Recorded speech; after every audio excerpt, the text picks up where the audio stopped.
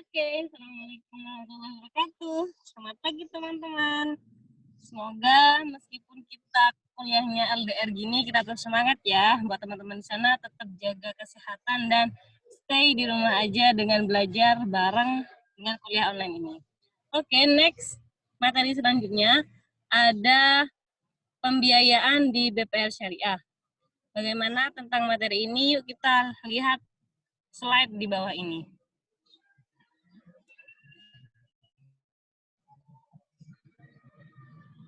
Baik, di slide sebelumnya, ya, kita sekarang bahas di pembiayaan di BPR Syariah.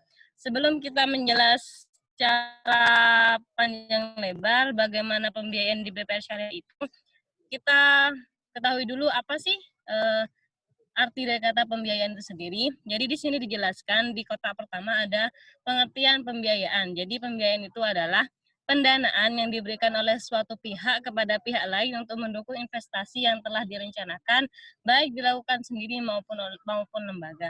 Jadi pengertian dari pembiayaan tersebut ialah pendanaan. Pastinya teman-teman sudah familiar dengan kata pendanaan. Jadi dikasih dana, seperti itulah bahasa gampangnya. Dikasih dana dari satu pihak kepada pihak lain. Satu pihak ini, ya BPR Syariah ini sendiri, dan pihak lain ini merupakan nasabah atau pihak-pihak yang ingin meminjam dana ke BPR Syariah. Dan untuk meminjam dana ini ada dari individu maupun lembaga, seperti itu. Di kotak selanjutnya ada pembiayaan. Jadi pembiayaan ini merupakan salah satu tugas pokok bank. Jadi salah satu tugas pokok dari bank itu yang tentunya memberikan pembiayaan kepada nasabah-nasabahnya dengan pemberian fasilitas penyediaan dana untuk memenuhi kebutuhan pihak-pihak yang merupakan defisit unit. Defisit unit ini apa? Defisit unit ini kalau bahasa mudahnya ya orang-orang yang butuh dana lah, seperti itu. Terus apa sih tujuan dari pembiayaan di BPR Syariah ini? Di kotak terakhir ada tujuan-tujuan dari pembiayaan ada sebagai berikut. Pertama, peningkatan ekonomi umat. Jadi apabila seorang membutuhkan dana dan bank ini memberikan dana, otomatis di sana ekonomi umat semakin meningkat.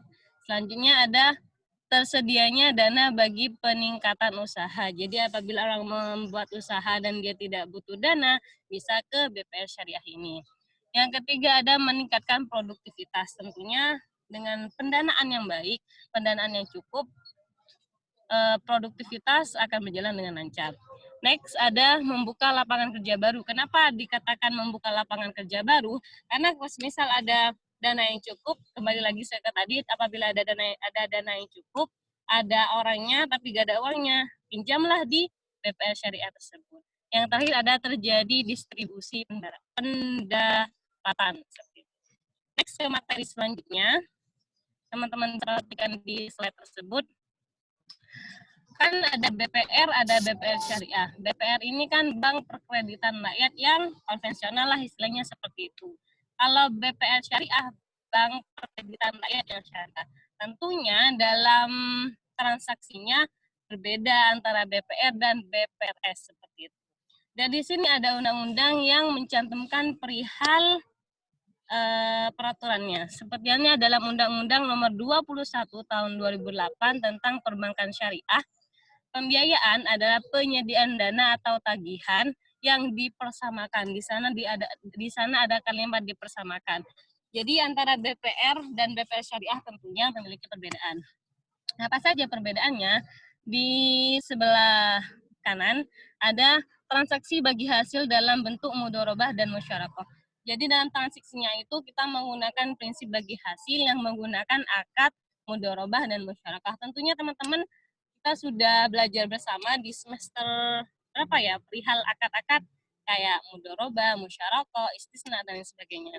Jadi diaplikasikan di BPR Syariah ini. Yang kedua ada transaksi sewa menyewa dalam bentuk ijarah. Jadi kalau sewa menyewa itu dalam BPR Syariah dinamakan ijarah. Jadi yang beda itu di akadnya, seperti itu. Yang ketiga ada transaksi jual beli dalam bentuk piutang, murabahah, salam, dan istisna. Tentunya saya sendiri tidak mungkin menjelaskan apa itu mudharabah, musyarakah, karena memang bukan pada materi ini kita belajar seperti itu. Ada di materi yang diampu oleh Pak Syafruddin. Terus ada transaksi pinjam-meminjam dalam bentuk piutang kord. Jadi kalau pinjam-minjam itu akadnya kord seperti itu. Terus di yang terakhir transaksi sewa-menyewa jasa dalam bentuk ijaroh untuk transaksi multi jasa. Jadi kayak dipersamakan lah kalau di BPR itu seperti ini, kalau BPRS akadnya seperti ini. Jadi next slide selanjutnya. Oke, terus apa saja sih dalam pelaksanaannya itu BPR itu gimana? BPRS itu gimana? Jadi dalam pelaksanaan pembiayaan di BPRS itu harus memenuhi ada dua aspek syariah itu tentunya yang berkaitan dengan hadis yang di dalamnya tidak mengandung yang di dalamnya tentunya usaha ini halal bukan usaha yang ilegal seperti itu. Terus di sana tidak ada unsur goror, tidak ada unsur penipuan, tidak ada unsur riba dan lain sebagainya seperti itu.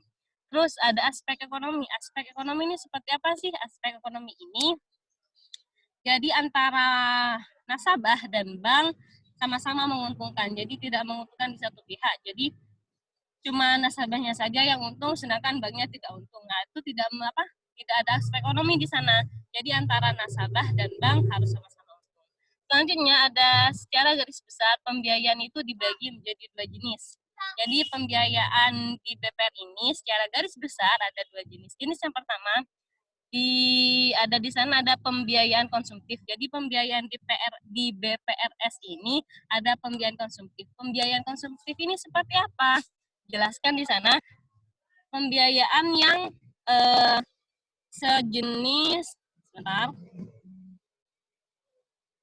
ya, pembiayaan konsumtif itu pembiayaan yang ditujukan untuk pembiayaan yang bersifat konsumtif.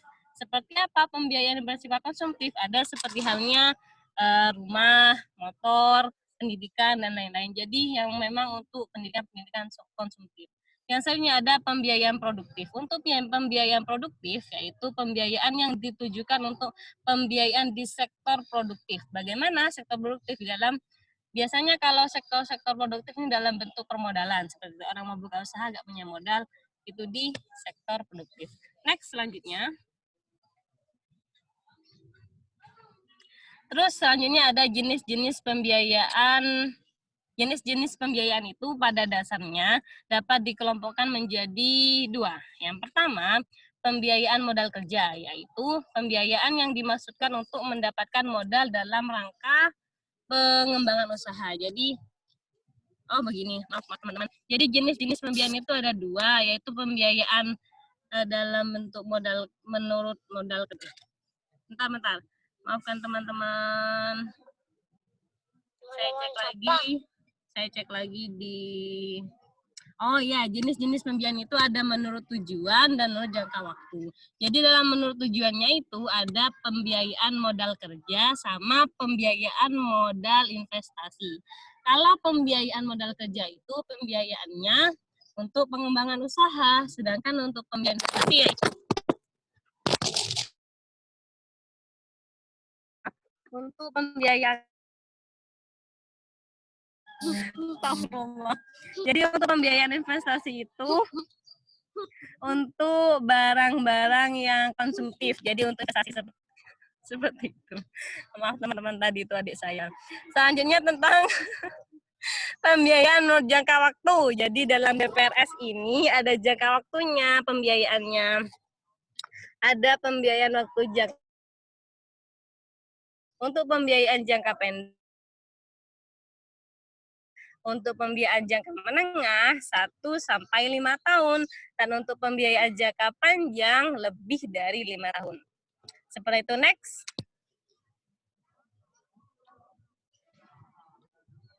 Terima kasih. Jadi hanya sekian dari kelompok kami. Apabila teman-teman ada pengetahuan yang lebih, ada unek-unek, monggo kita sampaikan di sesi diskusi. Kurang lebihnya mohon maaf. Wassalamualaikum warahmatullahi wabarakatuh.